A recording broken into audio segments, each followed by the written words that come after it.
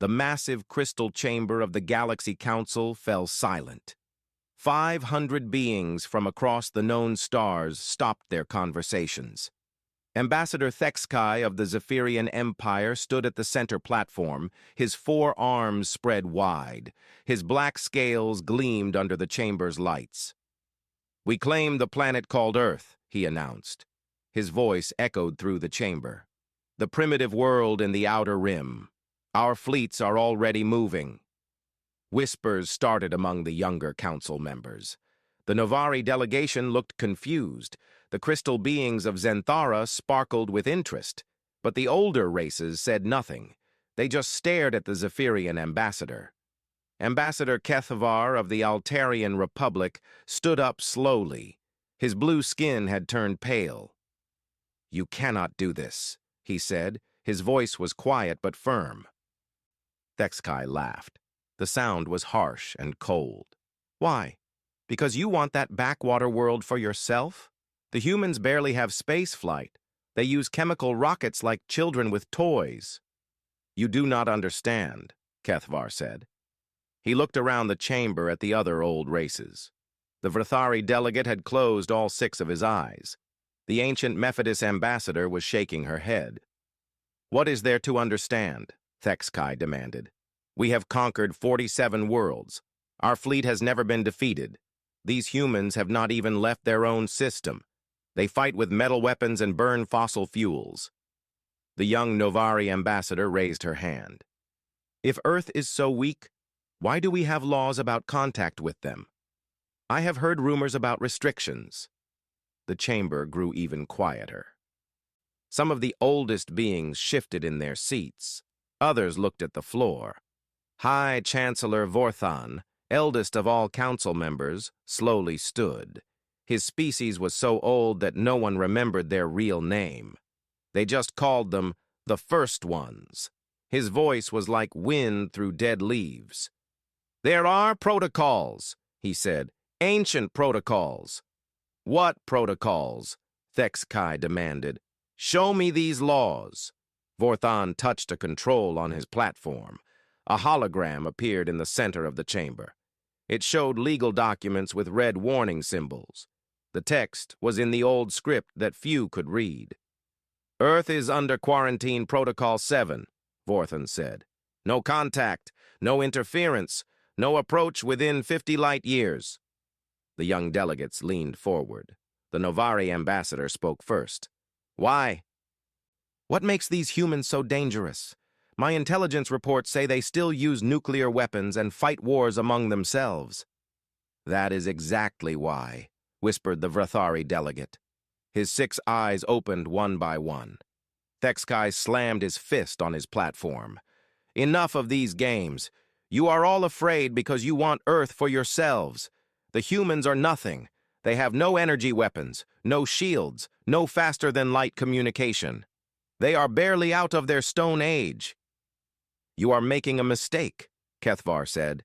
He stood up again, his hands shaking. "A terrible mistake." "The only mistake is waiting this long," Hfy replied. "Our ships will reach Earth in 10 days. The humans will surrender or be destroyed. Then we will mine their world for resources and use their people as workers." An old being in the back of the chamber made a sound like crying. It was Ambassador Nethra of the Silurians. Her people had been space travelers for 3,000 years. "I was there," she said. Her voice was barely a whisper. "I was there during the Terran incident." The chamber went completely silent.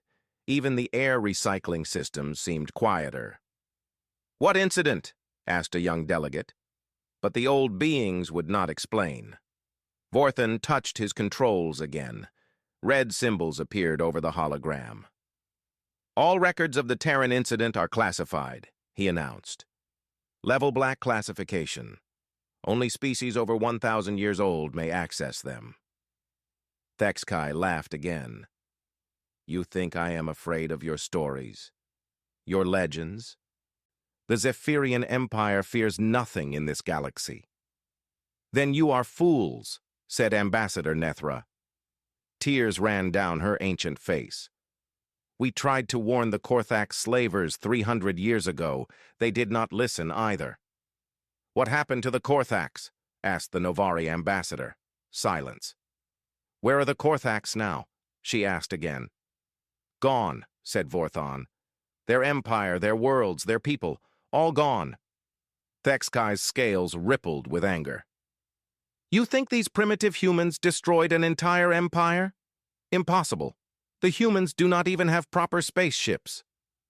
Believe what you want, Kethvar said. He sat down heavily. We have tried to warn you. Your warnings mean nothing, Thexkai said. In 10 days, Earth will belong to the Zephyrian Empire. We will show you how real warriors fight. He turned and walked out of the chamber. The massive doors closed behind him with a sound like thunder. For a long moment, nobody spoke. Then quiet conversations started among the younger races. They asked questions, but the older beings would not answer. High Chancellor Vorthon activated the emergency communication system. His message went to every major world in the galaxy. Attention all council species, he announced. Emergency evacuation protocols are now active.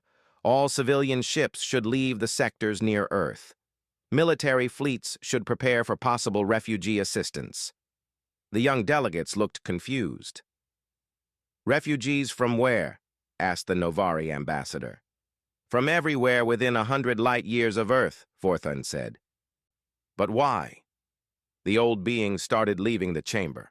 As Ambassador Nethra walked past the younger delegates, one of them grabbed her arm.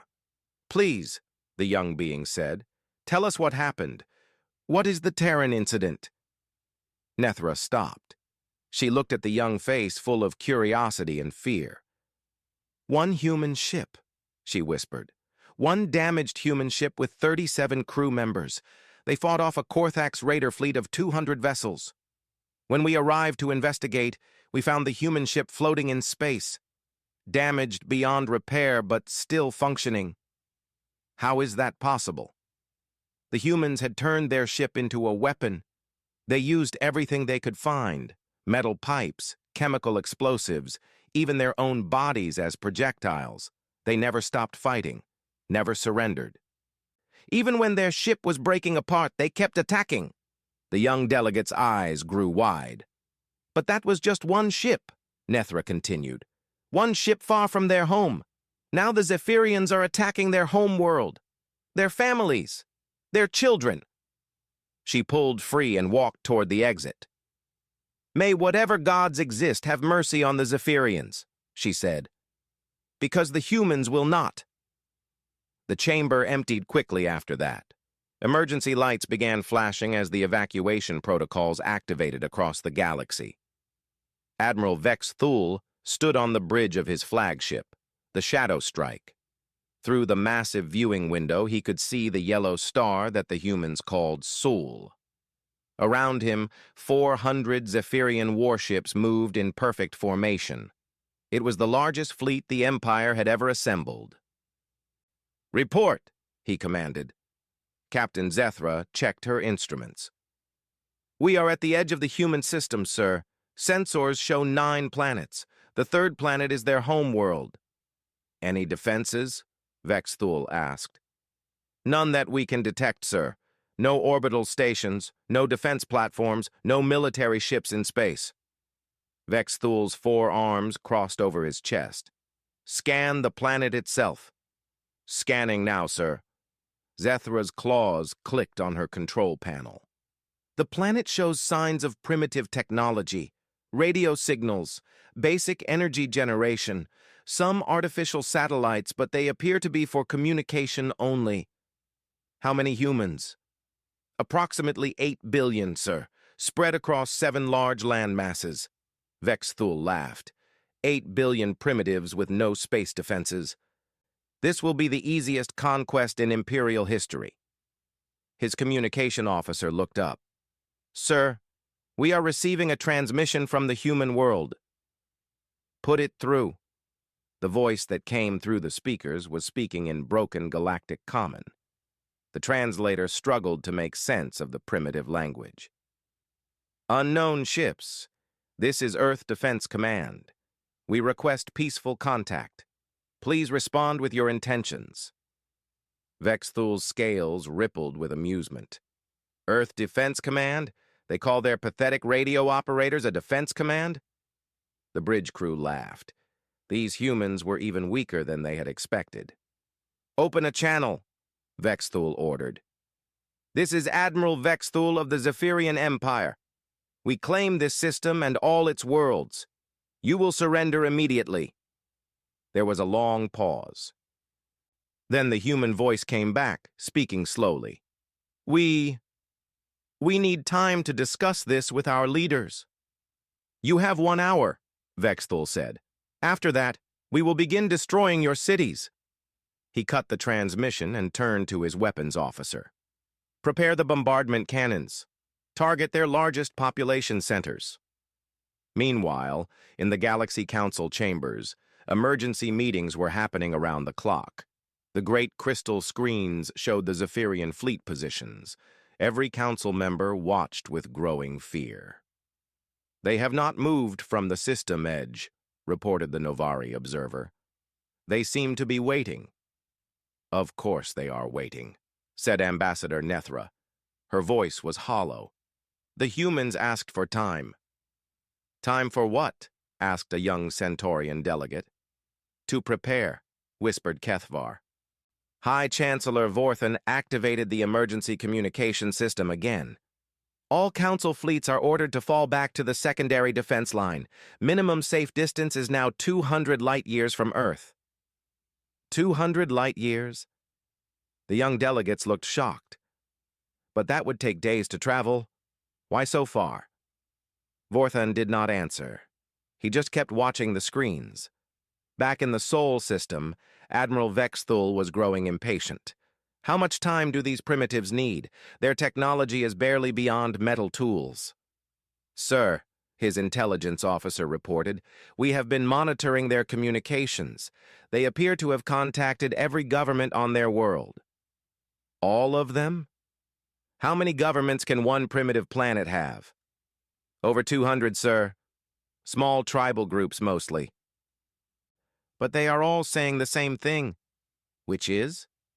They are asking their people to prepare for war. Vexthul laughed so hard his scales rattled. War? What can they possibly do against our fleet? Captain Zethra looked worried. Sir, should we not be concerned? Even the Council seems afraid of these humans. The Council is full of old cowards, Vexthul said.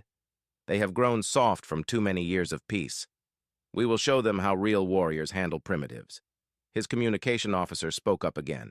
Sir, the 1 hour time limit has passed. The humans are responding. Put it through.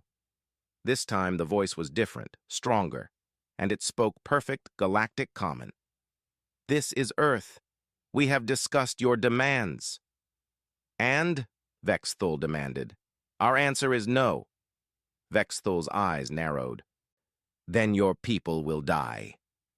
If you want our world, the human voice said calmly, come and take it. The transmission cut off. For a moment the bridge was silent. Then Vexthul roared with anger. Prepare the demonstration strike, he ordered. Target that uninhabited island in their western ocean. We will show them what happens to those who defy the Empire. Target locked, sir. Fire. 3 heavy plasma bolts shot from the shadow strike toward Earth. They lit up the darkness of space as they traveled toward the small blue planet. On the Council observation screens, beings from across the galaxy watched in horror. It has begun, whispered Ambassador Nethra. The plasma bolts reached Earth's atmosphere and streaked toward their target. But just before impact, something unexpected happened. The island lit up with defensive fire. Beams of energy shot up from the surface. Not the primitive lasers they had expected, but advanced particle weapons, the kind that were restricted by Galaxy Council treaties. 2 of the plasma bolts were destroyed in midair. The third hit the island, but instead of causing devastation, it struck some kind of energy shield. Impossible, Vexthul breathed. Sir, his weapons officer reported, The island was not uninhabited. It appears to be some kind of military installation. But our sensors showed nothing. They must have been using stealth technology, sir. Vexthul stared at the tactical display. The island was now fully visible on sensors. It was covered in weapon platforms and shield generators, technology that these primitive humans should not have possessed. "How many more installations like this exist?" he asked. "Unknown, sir. If they can hide one, they can hide others." Before Vexthul could respond, his communication officer shouted an alarm. "Sir, multiple contacts appearing throughout the system." "Explain." "Ships, sir. Human ships. Hundreds of them.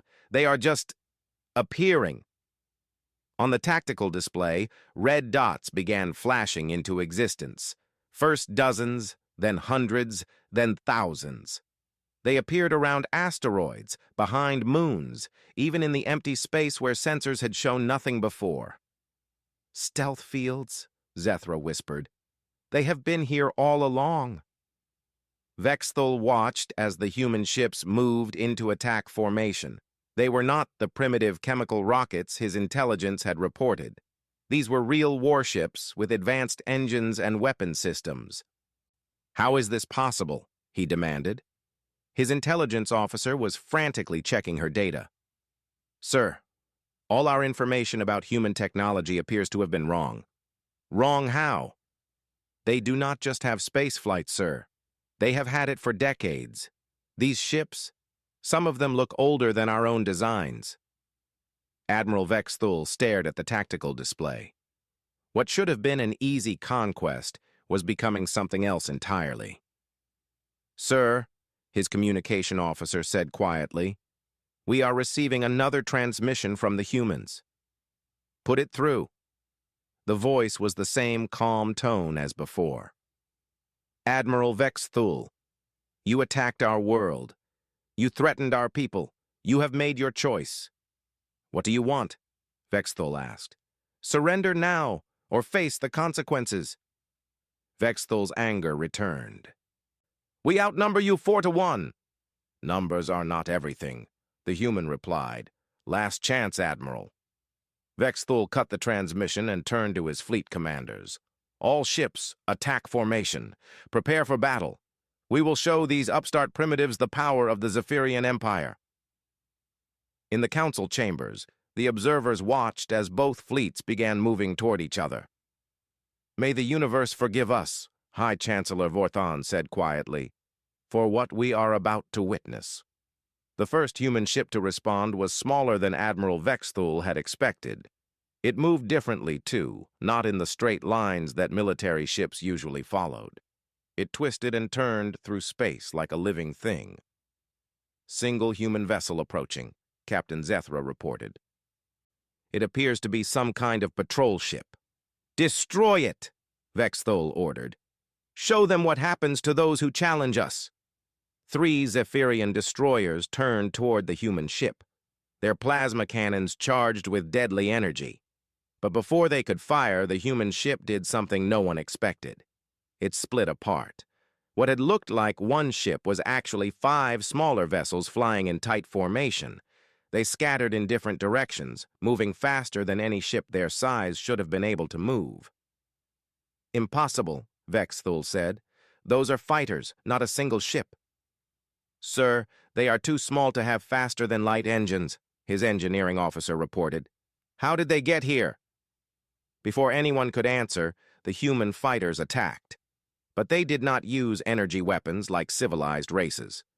Instead, they fired physical projectiles. Metal slugs accelerated to incredible speeds. The slugs punched through Zephyrian shields like they were not there. One destroyer's armor cracked. Another lost its main engines. The third ship spun out of control, its bridge destroyed. "How are they penetrating our shields?" Vexthul demanded. "The projectiles are too small for our shields to detect, sir," his tactical officer explained. "Our defenses are designed to stop energy weapons and large missiles. Then adapt the shield frequency. We are trying, sir, but they keep changing their attack pattern." More human ships were approaching now. They came from all directions, not in neat battle lines like proper military formations. Some came from above the system plane, others from below.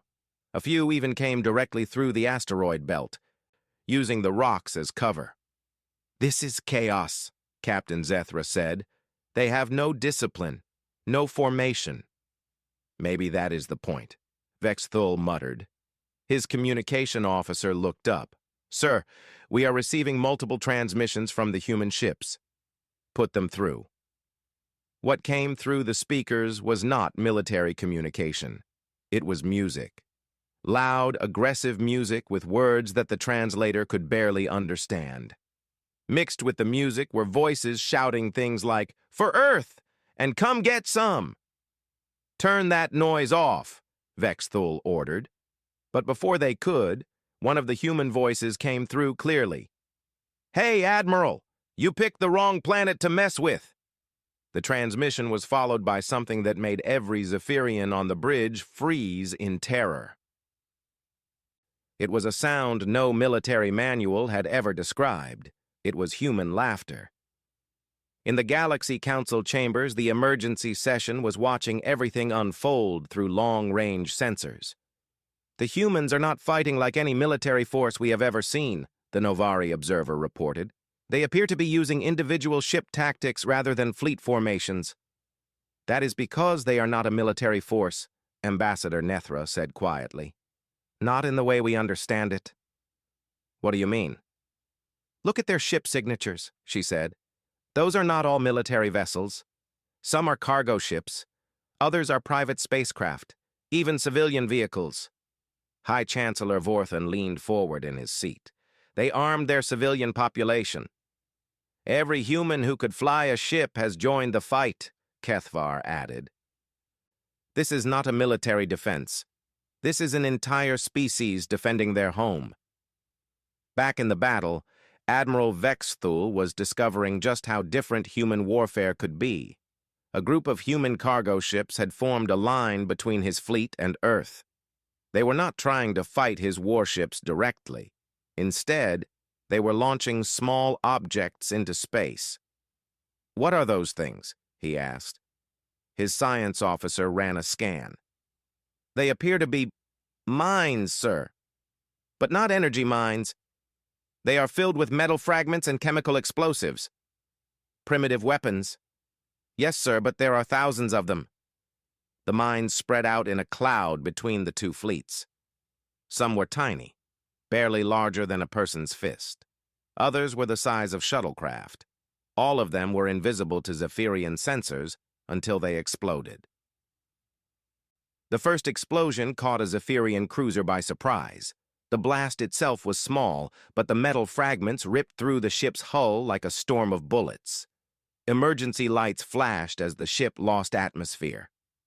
"Shields do not stop those fragments," Captain Zethra reported. "They are too small and too fast." More explosions followed. The humans had turned space itself into a weapon. Every time a Zephyrian ship moved, it risked running into another mine, but the humans were not finished. As the Zephyrian fleet slowed to avoid the mines, human fighters swooped in from all sides. They moved like nothing Vexthul had ever seen before. They did not follow predictable attack patterns. Each pilot seemed to be making up their own tactics as they went. One human fighter flew straight at a Zephyrian destroyer. Just before collision, it fired all its weapons at point-blank range, then spun away at an angle that should have killed the pilot from acceleration forces. But somehow, the human survived and kept fighting. Another fighter used its own ship as a battering ram, smashing into a Zephyrian weapons platform and destroying both vessels. The pilot ejected at the last second, and another human ship swooped in to rescue them. "They are insane," Zethra whispered. "No," Vexthul said slowly. "They are desperate, and that makes them dangerous." His tactical officer looked up from her console. "Sir, we are losing ships faster than we can count. The humans are not trying to capture or disable our vessels. They are trying to destroy everything. How many have we lost?" 47 ships, sir. And the number is rising." Vexthul stared at the battle display. Red symbols showed the locations of destroyed Zephyrian vessels. There were too many of them. "Sir," his communication officer called out. "Priority message from Earth." "Put it through." The voice was different this time. Older, more formal. "This is Earth Defense Command. Admiral Vexthul, we are prepared to offer you one opportunity to withdraw your forces." "Withdraw?" Vexthul laughed, but it sounded forced. "We still outnumber you 3-1. Numbers mean nothing when you do not understand your enemy," the voice replied. "You have seen only a small sample of our capabilities." "What are you talking about?" "The ships you are fighting are volunteers, Admiral, civilians who chose to defend their home. Our actual military has not yet joined the battle." Vexthul felt a chill run through his scales. "Impossible." "Look at your long-range sensors, Admiral. Look toward the outer planets." Vexthul turned to his science officer. "Scan the system edge."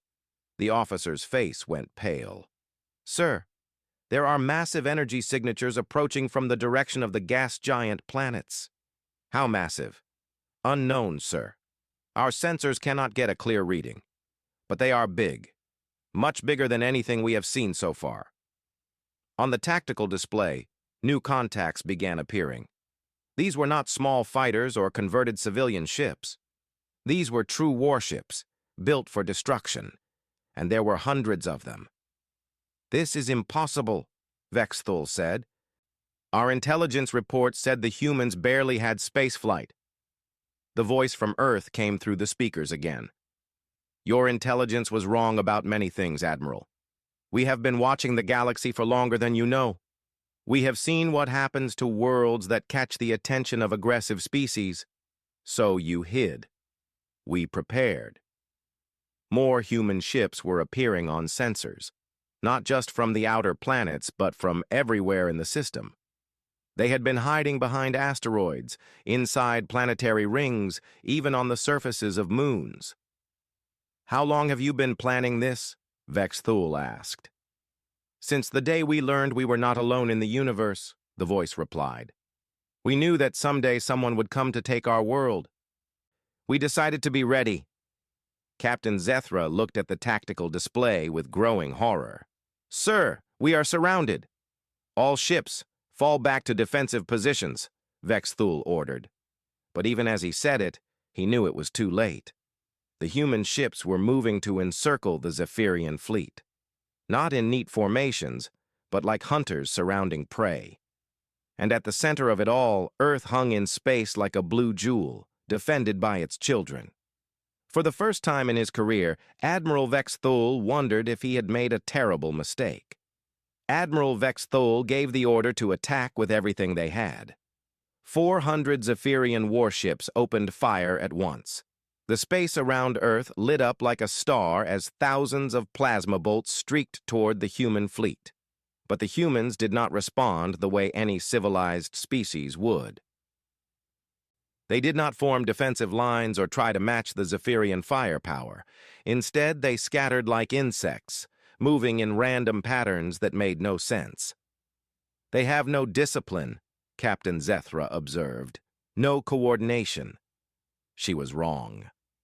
The first sign that something was different came when a damaged human freighter, its engines failing and hull breached, suddenly accelerated directly toward the Zephyrian battleship Terror's Edge. "Collision warning!" the tactical officer shouted. "Destroy that ship!" Vexthul ordered. But it was too late. The freighter struck the battleship and exploded, not just with its remaining fuel, but with something much more powerful. The explosion was so bright that the bridge crew had to shield their eyes. When the light faded, the Terror's Edge was gone. A ship that could have defeated an entire fleet, destroyed by a single damaged cargo vessel. "How is that possible?" Zethra whispered. "The freighter was loaded with antimatter," the science officer reported. "Enough to destroy a small moon. They used their own ship as a bomb?" Vexthul could not believe what he was seeing.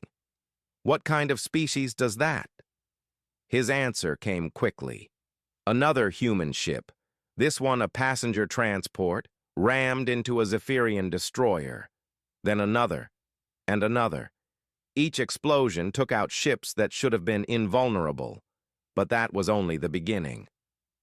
"Sir," the communication officer said, his voice shaking, "we are receiving strange transmissions from the destroyed ships." "What kind of transmissions?" "Music, sir. The humans are playing music while they die." The bridge crew listened in horror as human voices sang songs about death and glory, even as their ships were torn apart. These were not the desperate cries of a dying species. These were war songs. "They are enjoying this," Zethra said in shock. In the Galaxy Council chambers, ancient beings watched the battle unfold with growing terror. "It is happening again," Ambassador Nethra whispered. "Exactly like before." "What do you mean?" asked a young delegate. "The humans do not fight to win," Kethvar explained. "They fight to make their enemies lose. There is a difference." On the screens, they watched as human ships performed maneuvers that defied all military logic. A group of fighters flew directly into Zephyrian formation, not to attack, but to explode. Their sacrifice opened a gap for larger ships to attack from behind. "This is not warfare," High Chancellor Vorthon said. "This is something else entirely." Back in the battle, Admiral Vex Thul was learning just how right the old Chancellor was. The humans had developed weapons that the Galaxy Council had banned centuries ago for being too cruel. "Sir," his weapons officer reported, "the humans are using some kind of viral computer attack. It is spreading through our ship networks." "Block it." "We are trying, sir, but it adapts. Every time we stop one version, a new one appears." On the main screen, they watched as a Zephyrian cruiser suddenly turned its weapons on its own fleet. The virus had taken control of the ship's systems. "How do they have access to our computer codes?" Vexthul demanded. "Unknown, sir. But they seem to know our systems better than we do." What they did not know was that humans had been studying Zephyrian technology for decades. Every piece of equipment the Empire had ever lost, every damaged ship they had abandoned, the humans had found and analyzed. But the worst was yet to come. "Sir," the science officer called out in panic, "we have boarding pods approaching." "Impossible. Our shields are still up." "The pods are not using energy to penetrate the shields, sir. They are using drills." On the tactical display, they could see small human craft attaching themselves to Zephyrian ships. Instead of advanced boarding technology, they were using simple mechanical drills to cut through the hulls. "Send security teams to repel boarders," Vexthul ordered. But when the security teams reached the breach points, they found something that would give them nightmares for the rest of their lives. The humans who came through those holes were not wearing advanced armor or carrying energy weapons. They wore simple protective suits and carried weapons that looked like they belonged in a museum. Metal blades, chemical firearms, simple explosives. But they fought like demons. "Security Team 7 is not responding," the tactical officer reported. "Send backup." "Sir, Security Teams 8 through 12 are also not responding." "What is happening down there?" "The humans are not trying to capture our ships, sir. They are destroying them from the inside. They cut power lines, sabotage life support, and set off explosives in critical areas." Vexthul watched in horror as ship after ship in his fleet went dark. Not destroyed by enemy fire, but sabotaged by humans who had somehow gotten inside. "How are they even alive?" he asked. "Our atmosphere is poisonous to most species." "They brought their own air, sir, and they do not seem to care about coming back." That was the truth that the Galaxy Council had tried to hide. Humans did not think about warfare the same way other species did. For most civilized races, military action was about achieving political goals with minimal losses. For humans, war was about survival, and they would do anything to protect their home. "Sir," Captain Zethra said quietly, "we have lost over half our fleet." "Half?" Vex Thul stared at the tactical display. Red symbols marked the locations of destroyed or disabled ships. There were too many to count. "The humans are using tactics we have never encountered," she continued. "They attack from impossible angles. They sacrifice their own ships without hesitation. They fight even when they should be dead." A new alarm sounded on the bridge. "Sir, we have hull breach on deck 7, the tactical officer reported. "Impossible. There were no enemy ships near us." "The breach came from inside, sir. Someone set off an explosive in the engineering section." Vex Thul felt ice in his blood. "Boarders? On the flagship?" "Unknown, sir. All security teams have been dispatched." For the next hour, the crew of the Shadow Strike listened to sounds they had never heard before. Explosions echoed through the ship. Emergency lights flashed as systems failed one by one, and through it all, they could hear something that chilled them to their cores. Human voices singing their war songs as they fought. "How did they even get on board?" Vex Thul asked. "We think they hid in the wreckage of their own ships," Zethra replied. "When we brought the debris aboard for analysis, they were inside." "They waited in the wreckage of their own vessels?" "Some of the wreckage we collected was from ships that exploded hours ago, sir. The humans inside should have been dead. But they were not." "No, sir. They were not." The lights on the bridge flickered and went out. Emergency power kicked in, casting everything in a red glow. "Sir," the communication officer said, "we are receiving a transmission from inside our own ship." "Put it through." A human voice came through the speakers, calm and clear. "Admiral Vex Thul, this is Sergeant Martinez, Earth Defense Corps. Your ship is now under our control." "Impossible." "Check your tactical display, Admiral." Vex Thul looked at the screen. Every critical system on his ship was showing failure warnings. Engineering, weapons, life support, navigation, all of them were offline. "Your choice now," the human continued, "is simple. Surrender your remaining ships and leave this system, or join your friends in the debris field." Through the bridge windows, Vex Thul could see what remained of his mighty fleet.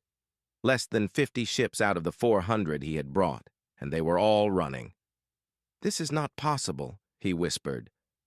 "You made the same mistake many species have made," the human voice said. "You thought technology was more important than determination.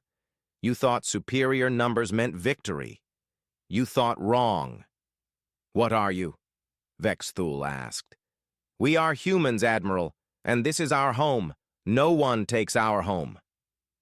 For the first time in his military career, Admiral Vex Thul, conqueror of 47 worlds, gave the order he never thought he would give. "All ships retreat. Full withdrawal from the system."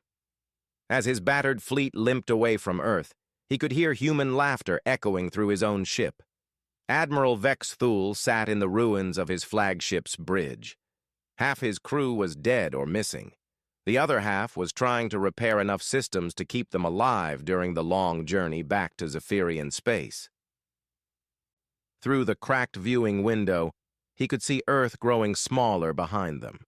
The blue planet looked peaceful now, almost innocent. It was hard to believe that such devastation had come from that quiet world. "Admiral," Captain Zethra said quietly. She was bandaged from head to foot, but alive. "The human boarders have left our ship." "Left? How?" "They just walked out, through the airlocks, into space." "That is impossible. They would die, instantly." "They were wearing suits, sir. Simple pressure suits, nothing advanced. They said they had shuttles waiting to pick them up." Vex Thul shook his head. These humans defied everything he thought he knew about warfare and survival. "Sir," his communication officer reported, "we are receiving a message from the Galaxy Council." "Put it through." High Chancellor Vorthon's ancient face appeared on the damaged screen. His expression was a mixture of sadness and anger. "Admiral Vexthul," the Chancellor said, "your fleet is ordered to report immediately to Council Station Prime for emergency debriefing." "Chancellor, we were defending the Empire's interests. The humans did exactly what we expected them to do," Vorthon interrupted. "What we warned you they would do." Behind the Chancellor, Vexthul could see other council members. All of them were staring at him with expressions he had never seen before: fear, horror, and something that looked like pity. "Chancellor, I demand to know why the Council concealed the true nature of these humans." "The truth?" Vorthon's voice was heavy with age and regret. "The truth is that humanity represents everything the galaxy has tried to forget about itself." The transmission switched to a different location. Suddenly, Vexthul was looking at a massive archive chamber. Ancient holographic displays showed images and data files that were thousands of years old. "This is the Galactic Historical Archive," a new voice said. Ambassador Nethra stepped into view. "What you are about to see is the real reason for the quarantine protocol." The first image showed a star map of the galaxy from 300 years ago.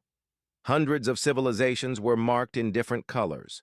Red markers indicated aggressive military empires. Blue showed peaceful trading nations. Green marked scientific communities. "This was our galaxy before the Terran incident," Nethra explained. "Look carefully at this region." She pointed to a section of space near Earth. It was marked with dozens of red symbols. "The Korthax Empire," she continued.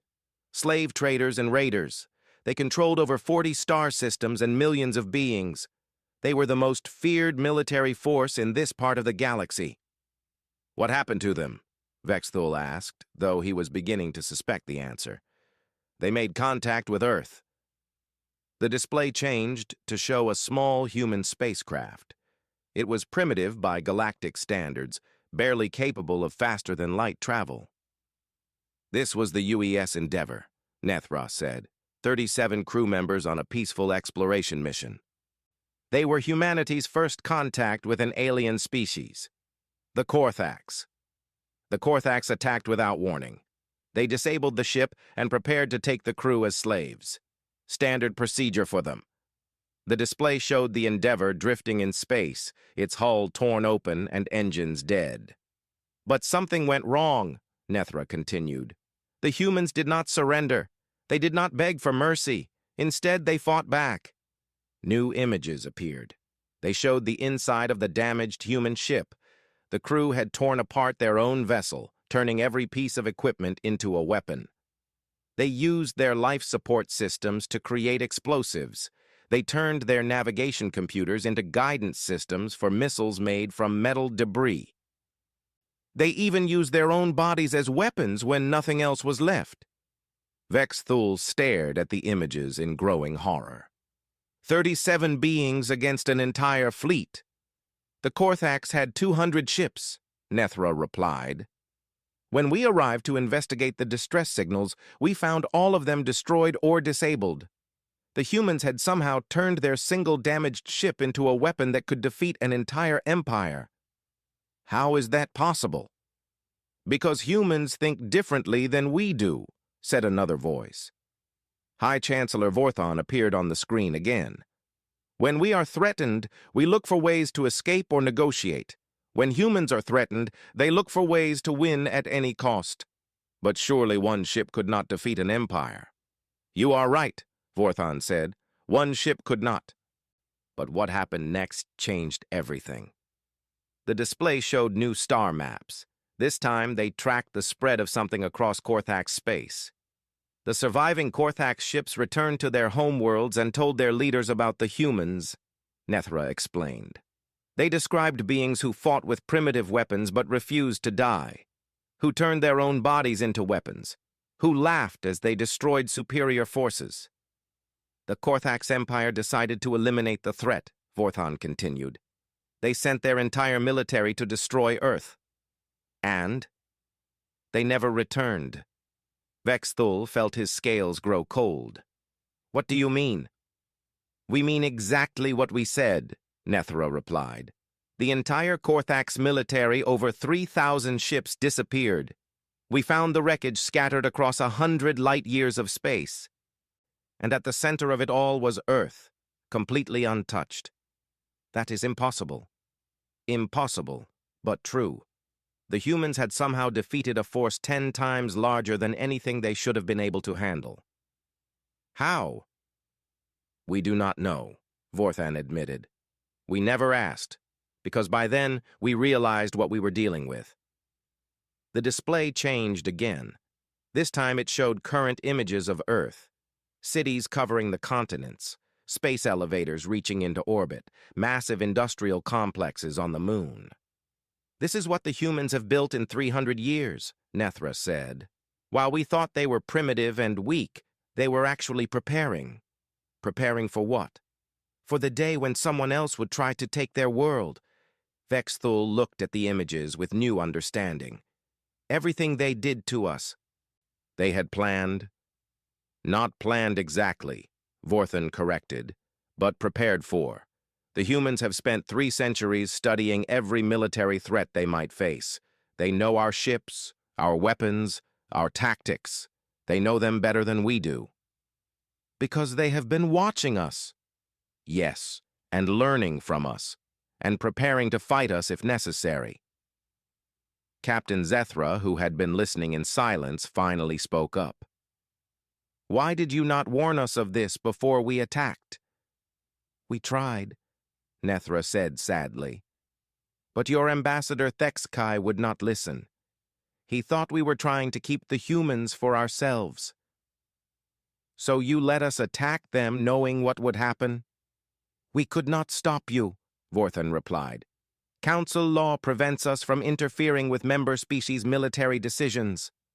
"But we prepared for the consequences." The display changed one final time. It showed current fleet positions throughout the galaxy. Every major civilization had moved their ships away from Earth. "This is the new quarantine line," Vorthan explained, 200 light-years from Earth. No ship is allowed to cross it without human permission. "And if someone does?" "Then the galaxy will learn what happens when humans feel truly threatened." Vexthul looked at the tactical display showing his own battered fleet. 47 ships out of 400. His great invasion force reduced to fleeing refugees. "Admiral," Nethra said gently, "you attacked their home, their families, their children, and they let most of your people live. That is mercy by human standards." "Mercy?" "If they had wanted to, they could have destroyed every ship in your fleet. Instead, they gave you a choice. That is more than the Korthax received." The transmission was interrupted by a new voice. It was coming from Earth. "This is Earth Defense Command," the voice said. "We are transmitting a message to the Galaxy Council." High Chancellor Vorthan appeared on screen again. "Earth, this is the Galaxy Council. We are listening." "We want to make our position clear," the voice continued. "We do not wish to threaten any peaceful species. We do not want to conquer or control other worlds. We want only to be left alone. Your message is understood, Earth. However," the voice continued, and there was steel in it now, "if anyone else attacks our world or threatens our people, the response will be immediate and total. This is our only warning." The transmission ended. For a long moment, the bridge of the Shadow Strike was silent. Finally, Vexthul spoke. "What happens now?" "Now," High Chancellor Vorthan replied, "the galaxy learns to live with the knowledge that somewhere in the darkness there is a species that fights not for conquest or glory, but for survival, and that makes them the most dangerous force in the universe." The transmission ended, leaving Vexthul alone with his thoughts and his shattered fleet. Behind them, Earth continued its slow rotation, looking peaceful and innocent. But now he knew the truth.